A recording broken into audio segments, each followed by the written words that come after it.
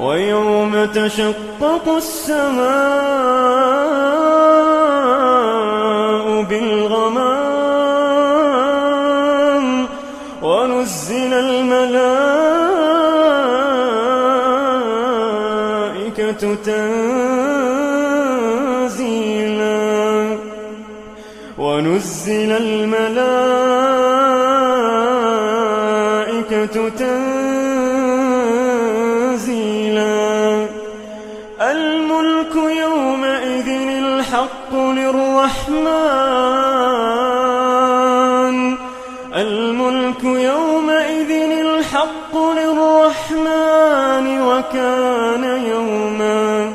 وكان يوما على الكافرين عسيرا ويوم يعض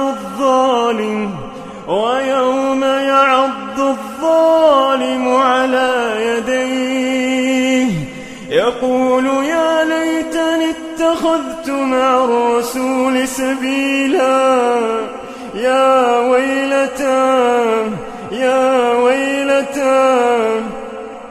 ليتني لم أتخذ فلانا خليلا يا ويلتى ليتني لم أتخذ فلانا خليلا لقد أضلني عن الذكر بعد إذ جاءني وكان الشيطان للإنسان خذولا وقال الرسول يا رب إن قوم اتخذوا هذا القرآن مهجورا